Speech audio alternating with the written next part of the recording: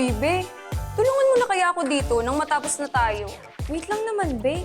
Kanina pa tayo nagsasagot eh. Chill-chill muna, oh.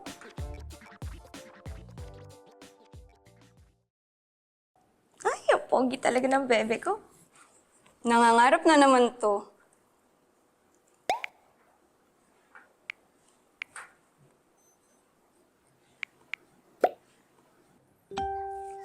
Bading naman yan eh. Oo nga, bakla yan.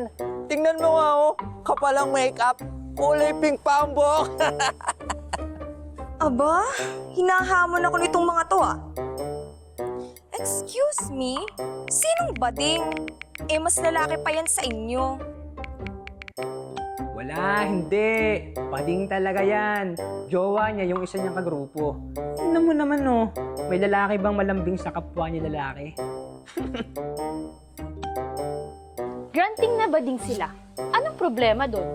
Palibhasa, mga homophobic kayo. Bading, bading, bading! Bayot! Mga insecure lang kayo. Kasi, maraming nagkaka-crush sa kanila kahit feminine looking sila. Di hamak na mas pogi sila sa inyo, no? Tingnan yung mga dipe nyo. Tingnan mo yung isa dyan. Mukhang besugo. Bakit naman personal kayo? Yung mga idol niya lang naman tinitira namin ah. Oo nga. Ang tatapang niyo ah. Umayos kayo. Alam ko mga bahay niyo. Alam ko kung saan tumatambay ang mga yan. Talagang sumusobra na tong mga to, ha? Uy, Ariana. Napapalo ka dyan. Ito kasing mga nagko-comment na to, sinasabihang bading yung bebe ko. Tapos ngayon, sila pang may lakas ng loob na magbanta. Mga itsura naman.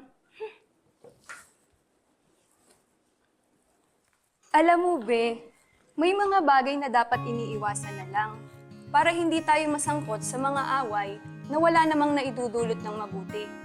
Wala kang mapapala dyan. Tingnan mo, kanina ang saya-saya mo. Ngayon parang gusto mo nang manuntok. Nahihila ka patuloy para gumawa ng hindi maganda. Isa pa, hindi ka nga kilala yung mga ipinagtatanggol mo. Hindi mo rin kilalang personal yung mga kasagutan mo. Nagkakaroon ka lang tuloy ng kaaway. Yung mga ganyan, hindi na dapat pinapatulan. Kapag may nag-comment, huwag mo na lang pansinin para iwas gulo. Kalma ka na, be, okay? Oo nga, be. Dapat nga pala, una pa lang, iniwasan ko na. Para hindi na ako nasali sa gulo. Buti pa, tapusin na natin tong assignment na to. Libre na lang kita ng cold drinks para lumamig ulo mo. Uy, kalmado na ako, be. Pero gusto ko yan. Sige. At ang mga nagsisigamit ng sanglibutan ay maging tulad sa hindi nangagpapakalabis ng paggamit, sapagkat ang kaasalan ng sanglibutang ito ay lumilipas.